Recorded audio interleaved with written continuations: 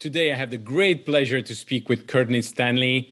She's absolutely amazing. She started her own business before the pandemic, just before, and she has so many life lessons to share with us about being authentic in what you do, about understanding why you're doing what you're doing, and looking at the future with a lot of grit, a lot of ideas, and a lot of optimism. Enjoy my conversation with Courtney. Hello and welcome to a new episode of the Business of Meeting podcast. Today, I am very happy to be speaking with a rock star in our industry. She's been, I don't know how many awards she's received. She is also a keynote speaker. She's an MC. She is the founder of the Women Inspire podcast, Dare to Interrupt, that she does in collaboration with Meetings Today. She's in the board of MPI. It's amazing what you've done in your career. Ladies and gentlemen, Courtney Stanley. Courtney, thank you so much for taking the time. Hi, Eric. It's great to be here. And thanks so much for having me on. This is very exciting. Well, thank you for coming here and sharing your story. And we're going to go obviously into the fact that you started your own company just before the pandemic, all the things you've done. But before we get into that, I was looking at your bio. You've been elected the youngest ever member at the International Board of Meeting Professional, MPI. You've received, I don't know how many awards. You have been the 2015 Chairman Award, 2011 Arise Award. And now you've also served, and you continue to serve in the Event Industry Sexual Harassment Task Force, in the MPI's Women Advisory Board. You're a Means Business Ambassador, and you're the co-founder of the movement hashtag Meetings Too. Do you have a twin sister, or when do you sleep? I wish that I had a twin sister. How fun would that be with matching outfits? I'm a self-described overachiever, hustler. I love our industry. So when I find different groups and communities and projects that I can either get involved with or that I can help to found, it just lights me up. It gives me energy to be as engaged as possible with a community that I really, really love. Awesome. And if I may, because it's always a question I'm asking my guests, that how did you join our industry? Because my generation, it was like most of us, it was by coincidence. Your generation seems to be, first of all, knowing more what you want, and second, be more aware of all the potential of our industry. So how did you join the meetings and event industry? So it's funny because I always hear people in our industry who say, I fell into it on accident. And my perspective has always been that it's been a little bit more intentional than accidental. But thinking back on it, I fell into this industry in university. So I had started out in the medical field. I wanted to be a doctor. And I quickly realized after 1 year of classes that it was really, really intense. And it was going to be a very, very long road. So in a conversation in a dormitory hallway, one other young woman said that she had planned to do an internship in Ireland and she was going to be running events at a castle. Wow. As a pre-med student, hearing those words, it sounded so adventurous and so fun, and you get to travel and do all these things. So I just started looking into the program that Central Michigan University had with hospitality and event management and international tourism, and I fell in love. I took my first class, and it truly was a love at first sight kind of situation. And I knew that I wanted to be in this industry because of how exciting it was, but also because I didn't know exactly what I wanted to do, and it offered so much flexibility in being able to try different things that was really attractive to me too. So I remember when I actually studied business and I was working, I developed the marketing department of Stockbroker Company, and then I joined our industry after meeting people from that industry. And I remember the comments for many of my friends were, "What? With your degree? What are you going to do?" So what was the reaction of your friends, your family, and what were your first job in the industry? So I think people were pretty surprised, especially my family members, more specifically my parents, when I told them about the shift, because it was a big change from being, medically focused to doing something that they really didn't know a whole lot about, and also just sounded a little bit like party planning. So I think it was confusing for them at first. And even as I started to get into the field and I would explain what event management was and what the meetings industry really looked like, a lot of people still kind of had that perception of us just being party planners or wedding planners or whatever that looked like. My first role within the industry was actually an internship with the Country Music Association in Nashville, Tennessee. Oh, I wow. was one of their special projects interns. And so I helped, with the logistics and helped them to organize behind the scenes for their two major events, which were the Country Music Association Awards, CMA Awards, and also their Country Music Festival in the summer. So that was really where I dipped my toe into the industry and thought maybe I wanted to get into, planning the Grammys or, the Emmys or the Olympics, big, sexy events. And it was a really great way to get to know the industry, that's for sure. And what were the following years afterwards? So after that, I decided that I wanted to move to the East Coast. I was looking at maybe working in New York or working somewhere else. And I ended up working for an events agency out of Boston. So that's really where we worked with so many different types of clients. We worked with corporations, associations. We did some, special events, more on the corporate side. And I worked there for about 3 years. And that's where I realized that planning was not necessarily my favorite thing in the world. I love to plan, smaller events, more intimate for family and friends. But on that type of scale, I just was not the personality that was, let's have an A-type plan, A, B, C, D, E. It just wasn't necessarily me. So I decided that I wanted to not go back to school. So how could I strategically make a transition, still stay in the industry, but try maybe a different type of work? And again, this comes back to this particular field being so flexible and why that was so attractive to me. So I started working for an event technology company based in Toronto in Canada, and I was on their event marketing team. So my job was really focused on brand exposure, event marketing, some PR and social media work. And I just got to, again, explore a different area that was a little bit more marketing focused and a little bit more strategic rather than on the ground event logistics. And kind of that was it. Understood. Now you're working in this environment for others for several years. What is the trigger when you say, you know what? I always say that an entrepreneur is somebody who wants to work 80 hours a week to avoid working 40 hours a week for somebody else. So what was the trigger to actually say, you know what? I'm going to go on my own and this is what I'm going to do? That's a really good question. And I think there were a lot of different things that added up to that decision over the years. One thing that I'll tell you is that even when I worked for other people, I was always side hustling. So, what maybe looked like a 40, 50-hour work week working for somebody else truly was that plus maybe an additional, 20, 30 hours of side hustling. So I was speaking at conferences, writing for industry publications, doing some career coaching work, started the podcast.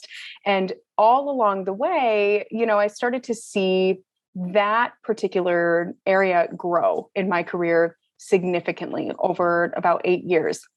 If I look at the other side of my career, which was traditional working, 9 to 5, working for somebody else, I was growing, but I acknowledged that there were certain barriers and boundaries that I just couldn't get past, or, I wasn't able to make the money I really wanted to make or get the promotion or the opportunities. So when looking at the two, one definitely felt safer and one felt riskier.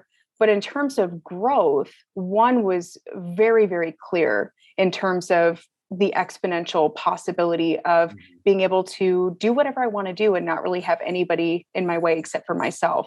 So that was really attractive to me. And I think the turning point was where I realized I actually worked for a political organization for 3 years after the event technology company. And I just realized I've tried so many different things and I've already zigzagged so much in my career for the past 10 years. I haven't really found my thing. And looking at the side hustles that I had grown, that was what I was most excited about. And so I decided to take the risk and take a leap of faith and really invest in potential and exponential growth and join really the path and the VIP club of entrepreneurship, which was very exciting, but also scary. I understood. Now, we're talking about entrepreneurship and versus safe environment. I think that we've seen it obviously with the pandemic, but even before that, I think there's been a total change in how people think. Working for a large organization for others, not necessarily the safest place, because at the end of the day, if you're an entrepreneur, you're not going to fire yourself. Right. Right. So when you say you wanted to create your own path and go in the entrepreneurial way, how did you know? What was the trigger really? Because the reason I'm asking this question, because a lot of people today are thinking about starting their own business. So what were the sign, whether it's a physical side, mental side, excitement, guts feeling, whatever it is, what were the signs to say, you know what, that's really what I want to try, and this is really where I want to be going? And obviously afterwards you took a leap of faith, but what were those signs and how did you identify that afterwards? Well, I will say that there was probably one moment. So yes, there were a lot of different elements that led to this decision, but there was one moment where I was working in my most previous position and I had asked for an opportunity to be included in a leadership retreat. And the ask just fell flat and it didn't go anywhere. And I was already feeling, a little bit frustrated about just wanting to grow more and do more for the organization. And when I was told, well, I wasn't even told no, I was just kind of ignored in that moment. I felt like I had just I'd hit that ceiling in that particular organization. And even prior to that, the two organizations that I worked for, first and second, I was let go from both of those companies. So the first one, the events agency out of Boston, I was let go for a variety of, financial structural reasons, but it still felt completely out of my control. I felt like, I just didn't get what I really wanted to out of that particular opportunity. In the second instance, I was fired. I was let go. And that was a really tough pill to swallow, especially because I do identify as somebody who really gives 100% to any project, any team, any person. And that also felt like an opportunity of just disappointment, of failure, but also of disappointment and not being able to really get to where I wanted to be. So in the third organization, when I asked for that opportunity to be included in more strategic leadership conversations, and I was just kind of left with no answer, it honestly pissed me off a little bit. And I was like, you know what? I'm tired. I would have been totally pissed off. Yeah, I'm tired of feeling like just these circumstances or lack of opportunity is stunting my growth. Mm-hmm. And so it was really in that moment where I decided I don't want to be told no. I don't want to be held back. I don't want to feel like I am unvalued or unheard or unseen. I want to just do my thing and I want to grow as much as I can and do the best work that I possibly can for the world around me. So I think it was really that moment, that final moment of silence, that I realized I was tired of that particular circumstance and really wanted to move forward differently. Good for you. Very good for you. One of the subject that I know you like to talk about is how to create a powerful, authentic brand, which is really rooted in your life's purpose. My experience with being authentic, which I love, is that everybody wants you to be authentic until you start being authentic. Right. Yes, that's a fair point. So how do you create that type of brand? And what are your advice for anybody thinking of doing that? So I don't disagree with you. I don't think that there's no way that you're going to be able to please everybody, to be liked by everybody, to be everybody's cup of tea. It's just not going to happen.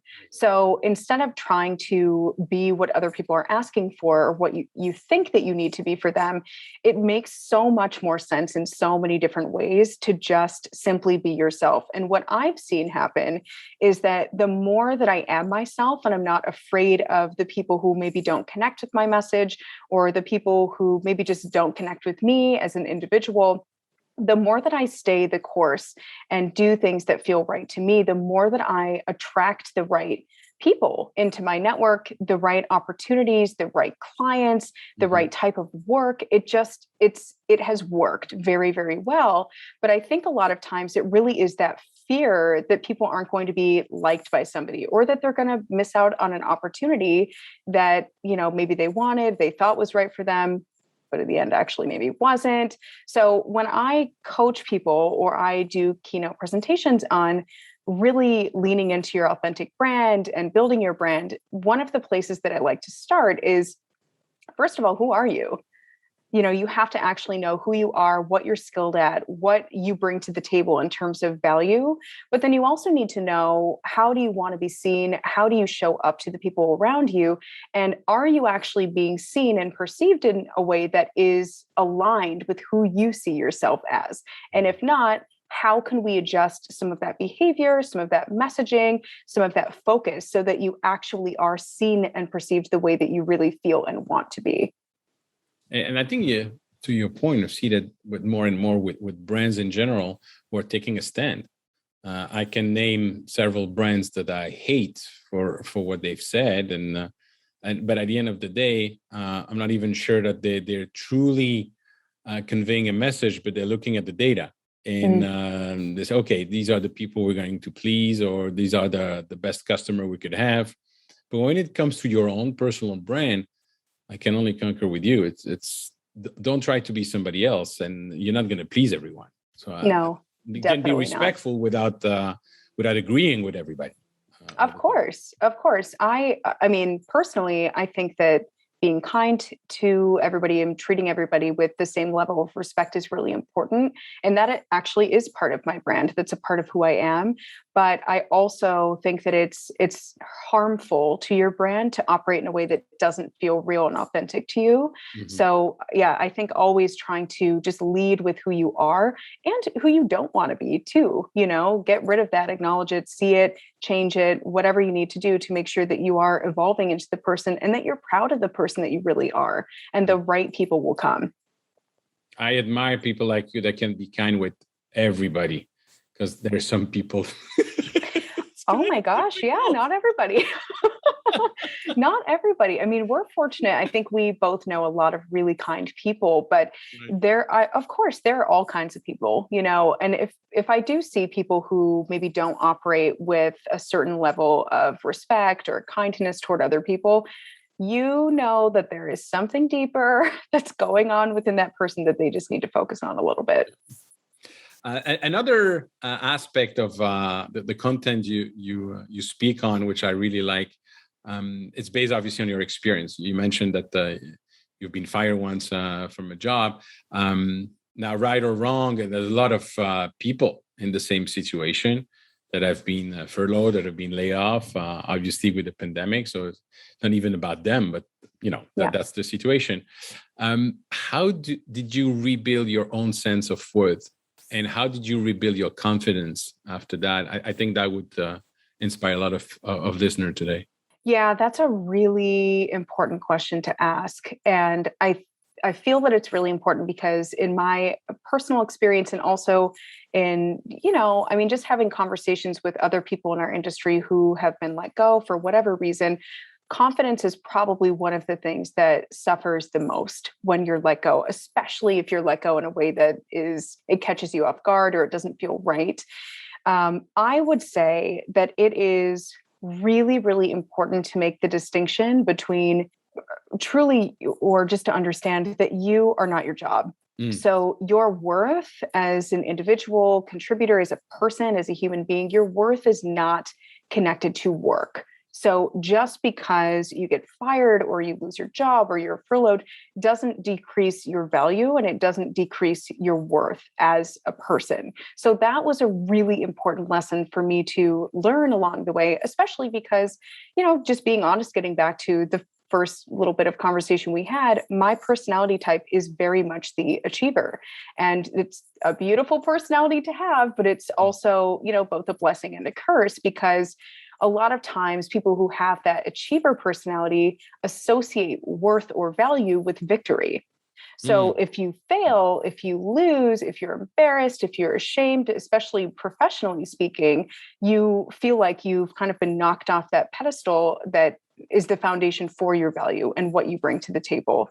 So what I encourage people to do is to really take an objective look at all of the different skills and experiences and strengths that you do have.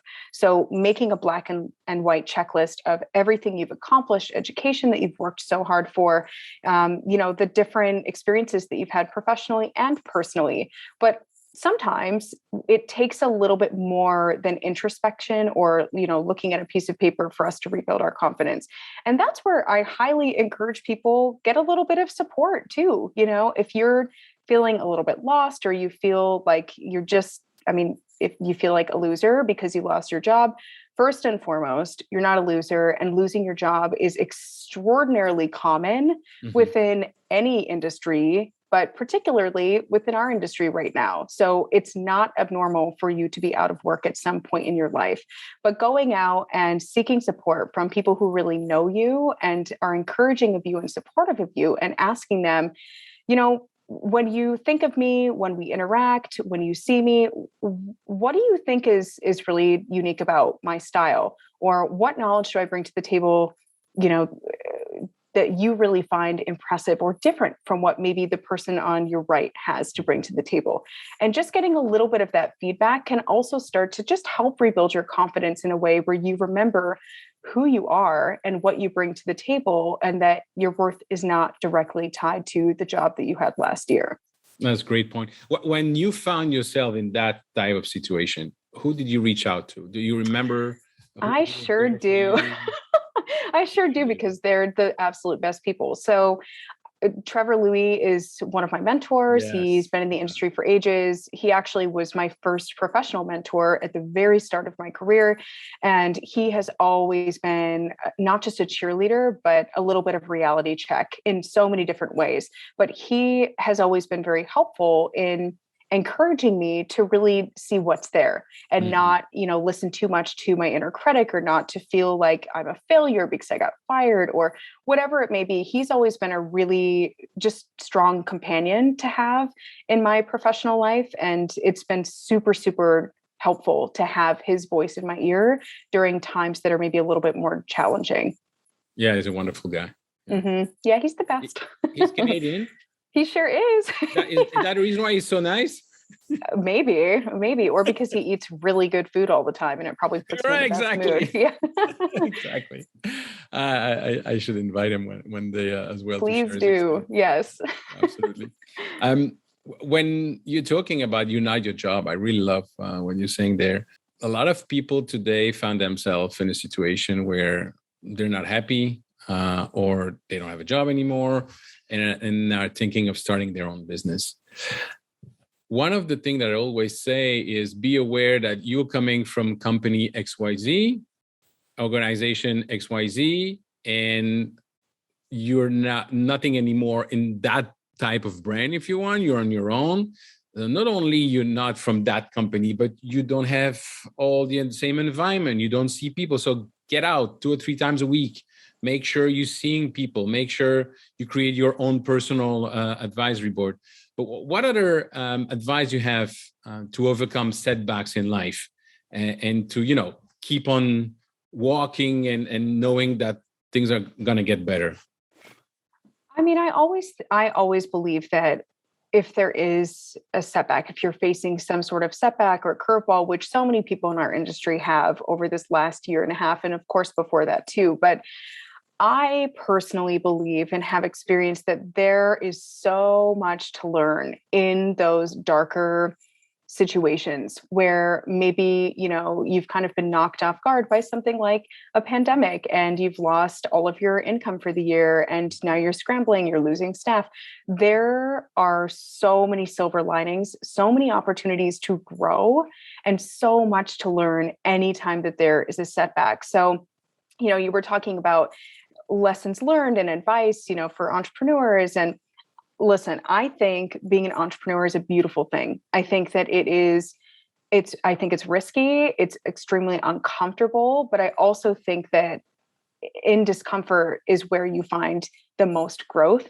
And it's so funny, Eric, because even before I took the leap, I was talking about how, I was excited by the opportunity to have this exponential growth where I could really tap into my potential and all this stuff.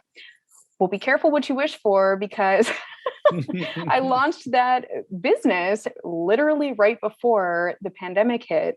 And I was pushed to grow in ways that I never anticipated, that I never would have wished for.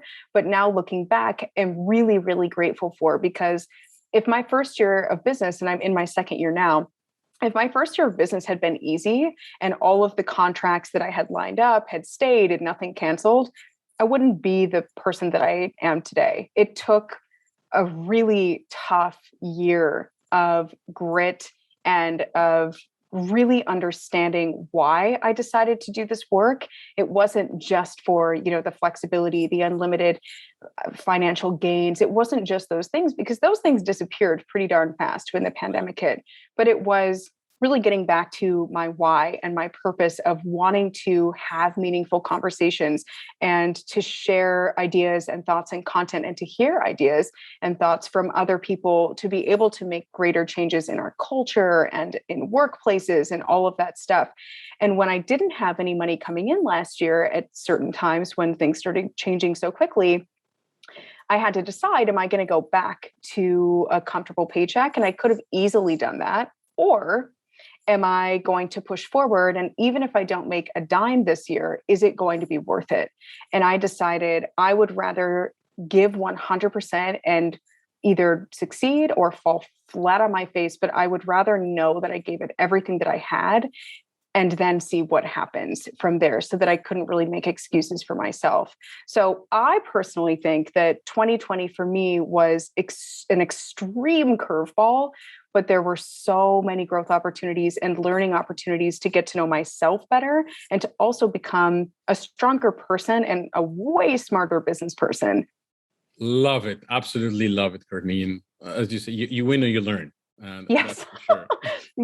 Yes, 100%. I think you said something essential, and I just want to reemphasize that, because in the flow of the conversation, maybe people have not paid attention to that.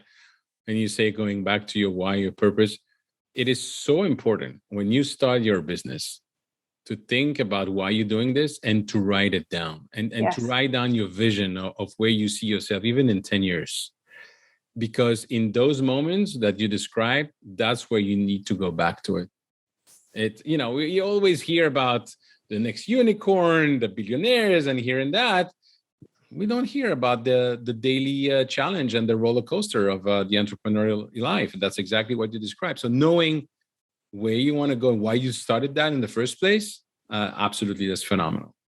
I couldn't agree with that more, Eric. And I think one of the most joyful moments that I had in 2020 was just sitting down and writing down where I saw myself in 1 year, 2 years, 3 years, 4 years, 5 years, and dreaming big, and being able to put that on paper and feel it from the inside out as I was journaling and writing and manifesting and all of those good things was actually probably one of the best days that I had last year. And I totally agree. That's kind of the fuel that kept, the engine going and moving forward. Because otherwise, entrepreneurship, for those who haven't experienced it, is so much different than you probably would picture from the outside. I know it was for me. There was a lot that I did not know going into it, and it required a lot more patience and, I mean, frankly, emotional stability Yeah.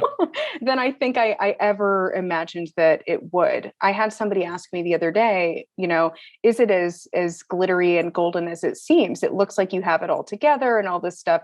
And I was like, absolutely not. What you see is just the tiniest tip of an iceberg. And what you don't see is all the other stuff that we as entrepreneurs are navigating and dealing with day to day. Absolutely. And you said something else as well earlier on, is the grit that you demonstrate. That's what you need. And you know what, talking about the emotional part, it's almost, and I see that changing, thank God, but it was almost taboo to speak about the emotional aspect, the mental health aspect. It's hard. It is very hard. And it's because you're aware of it that you can express yourself, that you can get support for it. But at the end of the day, you're the person, you're the leader, you're the person of your company, whether you're on your own or have 30 people, everything stopped with you. And so it is very important to understand that. That's one of the fear I have going out of the pandemic, is a lot of people are not aware of that. And, mental health is absolutely center. It's so critical. Yeah, it's so critical. And I think to a point that you made, acknowledging it and then also, step two, reaching out for support is so important, especially at the beginning of the pandemic, when I was completely lost and clueless and disarmed. I mean, I would wake up and I would just cry because I had no idea what I had stepped into and which way to even walk. And I would call a friend, I would text my friend, Sarah Solomon, who is also an entrepreneur in the industry. And I would just tell her, I feel totally lost. I am a hot mess over here. I'm crying. I don't even know which way to turn. And she would talk me through it. And what was, I think, really helpful is that most entrepreneurs have gone through this. So maybe not, during a pandemic, but most entrepreneurs have had those days where they question, what on earth am I doing? Am I doing the right thing? I feel completely lost. And it was helpful to hear from somebody who was a few years ahead that could say, been there, done that, keep moving forward. And these are some ways that you can do that. I don't know any entrepreneur, starting with myself, that didn't have those moments alone, crying and wondering how to get out of a situation. So it's part of it, and that's also the journey. I think that's it's so. I think we should write a book with that on philosophy. But unfortunately, I believe that human beings only learn when they have pain. Oh, for sure. A huge belief that I have is that purpose stems from pain. So if you have some of those tougher life moments and it's extraordinarily painful, look for the purpose in it. I personally believe that the things that light me up the most, the things that bring me the most joy, are the opportunities where I'm able to help somebody else go through the pain that I went through. So even, from an entrepreneurial perspective, that was a great opportunity for Sarah to be super purposeful in our conversation and to help me through something that she'd also been through. And for me, yes, there's the entrepreneurial story, and that's been a great challenge and a really actually quite interesting game to play and to work through. But for me, it more comes back to professional rejection and getting fired and really getting through that experience. And if I can help coach other people to navigate that pain, then it helps them be more purposeful in their lives too. So it definitely comes full circle. Absolutely. And that brings me to the next question I want to ask you, because you obviously have different experience in your life, difficult one, happy one. But so you obviously have different ways that you can help people or share your experience. How do you define what are you going to be known for when you develop your own brand, your personal brand, and what are you focusing on, and what are the tools you're using to let people know about that? Reason I'm asking that is obviously, again, somebody starting their business now might be wondering, how do I let people know what I'm doing? So what was your journey in that?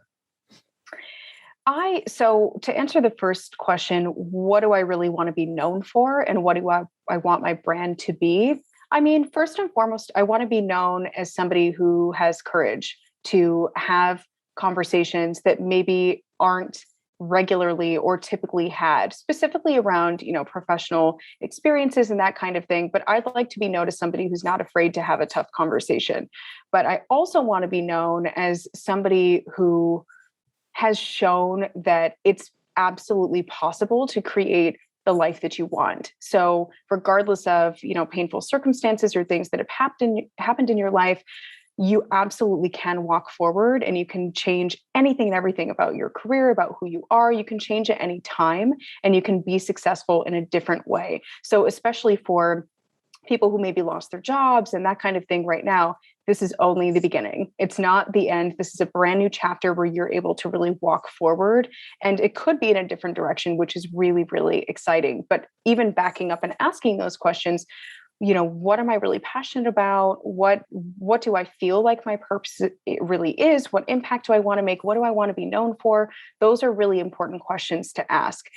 And then second to that, I would say showing up is so important. So visibility is something that we don't talk enough about. We talk about, yes, it's important to have a social media strategy, make sure you have a LinkedIn profile and all of that stuff matters, but showing up and really bringing your whole self to the table in a way that feels authentic to you, but it also feels purposeful to you is really, really important because people need to remember you. You need to stay top of mind and you have to keep showing up. People are not going to remember you if you showed up a month ago, but if you show up every single day and you offer something of value to people around you who need something that you can give them, so important to be able to serve them consistently and really position yourself as that servant leader that you can be and probably are. Awesome. Thank you so much for sharing all of that, Courtney. I really like it. Very inspirational. As I was hoping to have that type of conversation with you. So I'm delighted. Thank you so much. My last question for today is, we slowly going out of this pandemic. There's a lot of hope for end of 21, certainly for 22 and 23. When we meet again face to face in 1 year and we have a bottle of champagne to celebrate, what are we celebrating? I believe that when we pop those many bottles of champagne, because there will not be one, there will be many, many, many bottles. I mean, I think we'll truly be celebrating this crazy roller coaster and this crazy journey that we've all been experiencing in very different ways. And the fact that we made it through, regardless of where we're at in that moment, we made it through. We learned how to really better support each other and hopefully better support ourselves. Of course, going back to that mental wellness aspect. But we're just celebrating the journey, my friend, and the next chapter that's ahead, because I'm excited to see what happens to our industry. I think that we have a really, really interesting and bright future. And I think some things are going to change, which is always a good thing. Absolutely. Thank you so much for taking the time to speak with me today. Thanks, Eric. This was so great. Wonderful to catch up. Thank you so much, Courtney, for sharing your life experience and great messages, great motivation, and very concrete elements that we can take into consideration moving forward. So thanks a lot. If you want to connect with me, please reach out on LinkedIn or join my Facebook group at www.eventbusinessformula.com/group, where we discuss everything related to owning your business in the meetings and event industry. Thank you. Bye-bye.